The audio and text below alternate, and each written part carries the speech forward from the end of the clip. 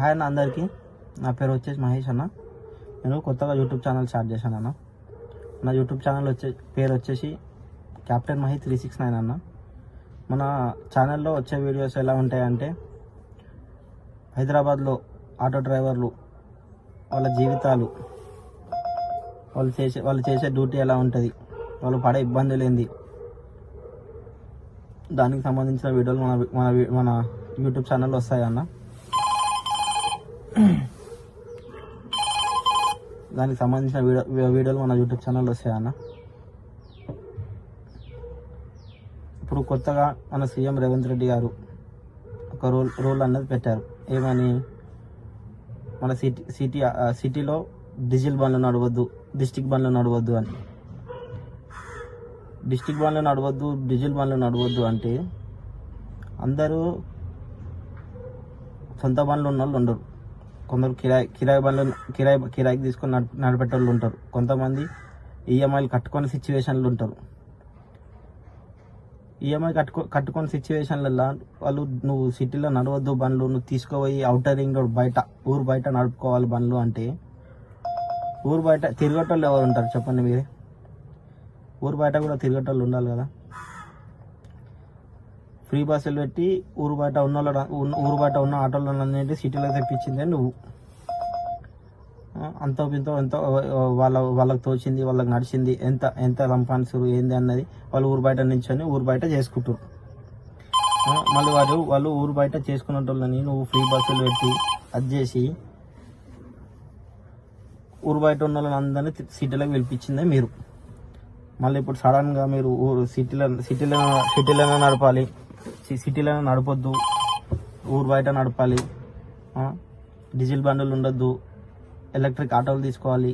Electric ఆటోలు తీసుకోవాలంటే ఆ ఎలక్ట్రిక్ ఆటో వచ్చేసి 4 లక్షలు సంథింగ్ ఎంత అమౌంట్ ఉంటుంది, నాకు అంత ఐడియా లేదు, చెప్తున్నాను నేను.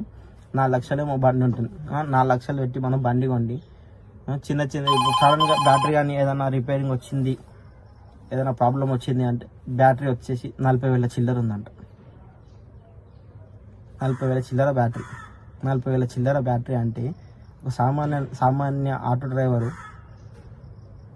40,000 పెట్టి సడన్గా నువ్వు 40,000 పెట్టి బండి రిపేర్ చేయించుకోవాలంటే ఏడికెళ్ళి తెచ్చి కట్టుకుంటారండి? బ్యాటరీ బండి మెయింటెనెన్స్ ఏడికెళ్ళి చేసుకుంటారు చెప్పండి? డీజిల్ బండ్లు మెయింటెనెన్స్ అంటే అది ఆబ్వియస్లీ అందరికీ తెలిసిందే ఉంటుంది. డీజిల్ బండి ఎంత ఉంటుంది మెయింటెనెన్స్ అనేది. ఛార్జింగ్ బండి మెయింటెనెన్స్ ఎలా ఉంటుంది? అది సామాన్యంగా మెయింటెనెన్స్ రాదు. దానికి ఉన్న మెయింటెనెన్స్ ఏంటి? టైర్లు సంథింగ్ చిన్న ఏమైనా రిపేరింగ్ ఉంటే అవి ఉంటాయి. మన బ్యాటరీ రిపేరింగ్ ఉంటాయి.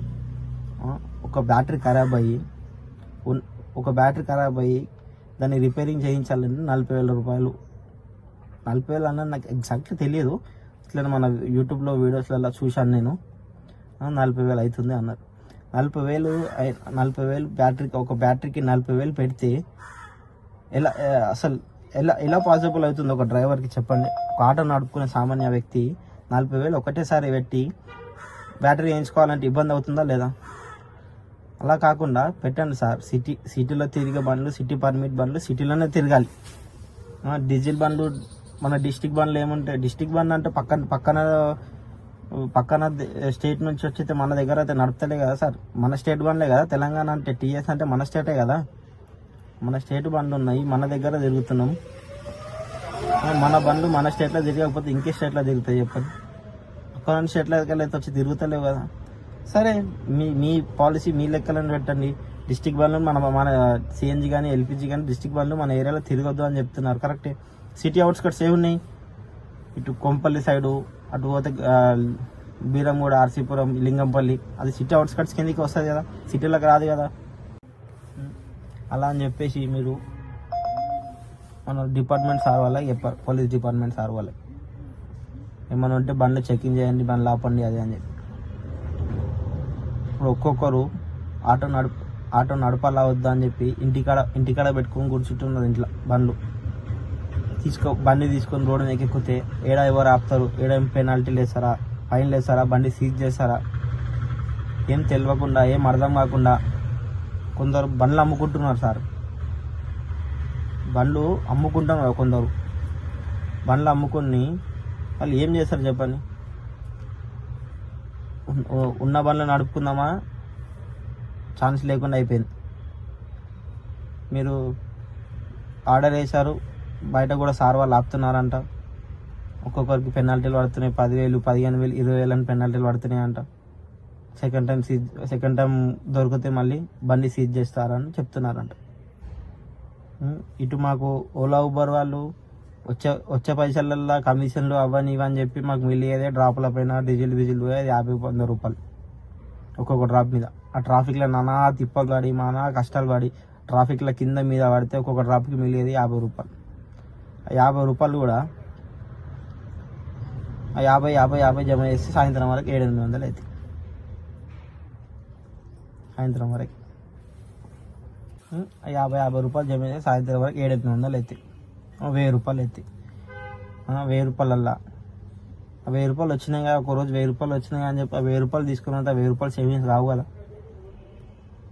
ఉంటాయి కదా, పలానా వ్యక్తికి ఎన్నో ఉంటాయి, లోన్లని అవ్వని ఈఎంఐలని బండి కిరాయిలని బండి ఫైనాన్స్ కానీ రూమ్ రెంట్లని అవ్వని ఇదని అదని చాలా ఖర్చులు ఉంటాయండి వచ్చే 1000 రూపాయలలో కూడా. ఇటు ఓలా ఊబర్ వాళ్ళు కమిషన్లు దొబ్బేసి అది చేసి ఇది చేసి వాళ్ళ వల్ల సగం ఇదవుతుంది. సరే ఓలా ఊబర్ వద్దు అని చెప్పి బయట ప్యాసింజర్ కొట్టుకుందామంటే ఫ్రీ బస్సులు పెట్టి అలా ఉండలేని బిజినెస్ మొత్తం ఖరాబ్ అయిపోయింది. వచ్చిన పూర్తికి ఎంతో కొంత చేసుకుందాం, ఓలా ఊబర్లో నడుపుకుందాం అనుకుని ఓలా ఊబర్ మీద చేసుకుంటున్నా. ఇప్పుడు మీరు కొత్త రూల్ పెట్టారు.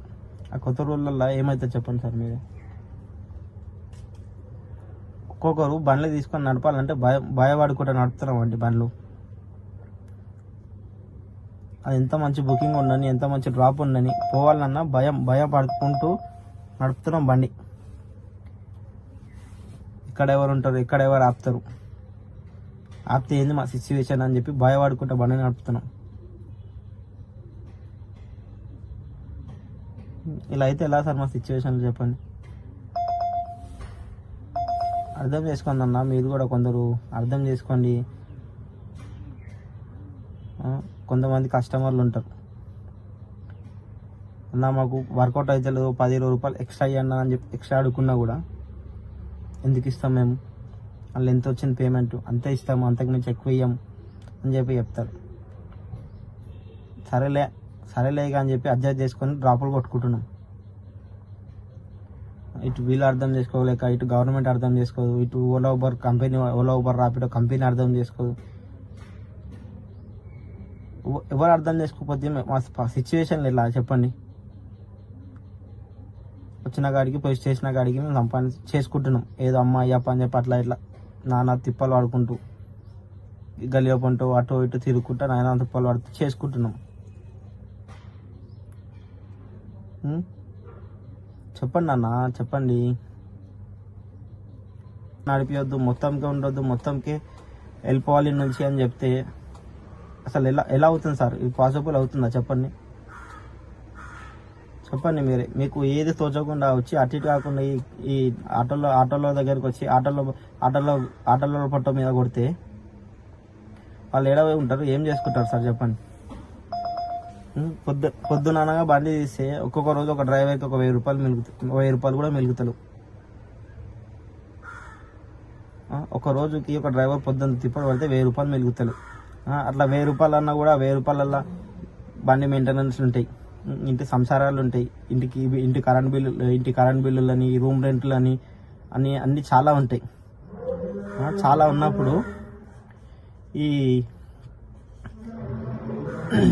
ఉన్నప్పుడు వాళ్ళు చేసుకోవాలి కదా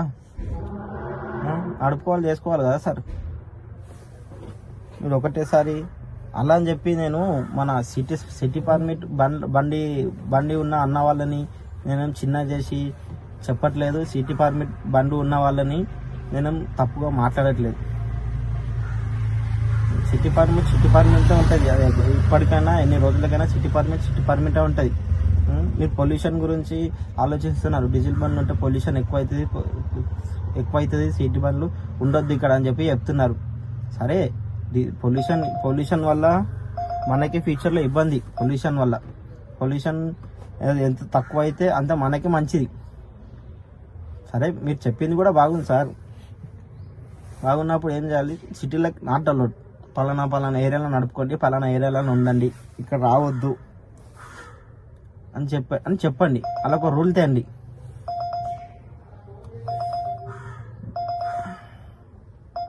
అలా ఒక రూల్ తీసుకొని రండి.